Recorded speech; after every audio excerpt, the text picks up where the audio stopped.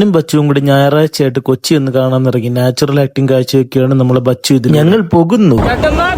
ഒരു തിരക്കുമില്ലാഞ്ഞിട്ടും phone alarm ഇട്ടെടുത്ത് ചെവിയിൽ വെച്ച് നന്നേ തിരക്ക് കാണിക്കുന്ന ബച്ചു. കേരളത്തിന്റെ തനത് രൂപമായ ട്രാഫിക്, ചേച്ചിമാരുടെ കാലിട്ടറിക്കൽ, അണ്ണന്മാരുടെ കുത്തിക്കേറ്റൽ, അന്യസംസ്ഥാന തൊഴിലാളി BMW-കൾ, ജോലിക്ക് പോകാതെയും ഡ്രസ്സ് വാങ്ങിക്കാമെന്നുള്ള ബച്ചുവിന്റെ 100 രൂപ ടീഷർട്ട് കുണകൾ, അപ്പുറത്തെ റൂമിലെ പാലുകാരൻ ഉണക്കാനിട്ടിരുന്ന റെയിൻകോട്ട് കുണകൾ. കേരളം ഒരു ഭ്രാന്താലയം തന്നെ. ഇവിടെ നിർത്തിവനെ തറയിലിട്ടാലോ എന്ന് പോലും ചിന്തിച്ചു. കാശ് കൊടുത്ത് ജീവിതം ആസ്വദിക്കുന്നവരെ കണ്ട് തന്തയ്ക്കും തള്ളയ്ക്കും വിളിച്ച് ഞങ്ങൾ കാശ് കൊടുക്കണ്ടാത്ത തെങ്ങുംപണയിലേക്ക് നോക്കിയിരുന്നു. ഫോറിനറെ എന്നൊരു വിളി കേൾക്കാൻ ഏൽപ്പാടങ്ങളിൽ ബോട്ടോടിച്ച് നശിപ്പിക്കുന്ന കപ്പിൾസിനെ കണ്ട് ബച്ചു നെടുവീർപ്പെട്ടു. രാവിലെയുള്ള വൈദ്യുതി ഉപയോഗം ഞങ്ങളെ നന്നേ തലവേദന എടുപ്പിച്ചു. അടുത്തതായി ജങ്കാർ കുണകൾ.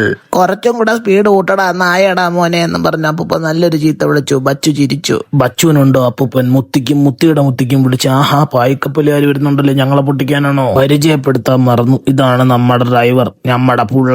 അടുത്തതായി വെള്ളത്തിലെ ആംബുലൻസിന്റെ ഗുണകൾ. പറന്ന് 120 പോവാണ്. പൊട്ടിക്കാനുള്ള അവസ്ഥയാണ്. പൊട്ടിച്ചു പോയി.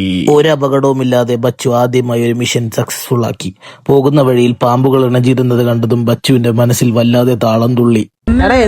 ഹയ്യര ഹയ്യ. ബച്ചു കടുമാക്കുടിയിലെത്തിയതറിഞ്ഞ് അവിടെയും ഫാൻസ്. ബച്ചുവിന്റെ വാ അടപ്പിക്കാൻ നോക്കി നോക്കി രാത്രിയായി. പിന്നെ ഞങ്ങൾക്ക് ആകെയുള്ള ആശ്രയം ഈ ഒരു കഫേ ആയിരുന്നു. അടിപൊളി ഫുഡാണ് ഇവിടുത്തെ. വെള്ളത്താൽ ചുറ്റപ്പെട്ട ഈ കടുമാക്കുടിയിലേക്ക് നിങ്ങൾക്ക് ഏവർക്കും സ്വാഗതം. ബച്ചുവിന് ഇഷ്ടമായാൽ ഫോളോ ചെയ്യാൻ മറക്കല്ലേ.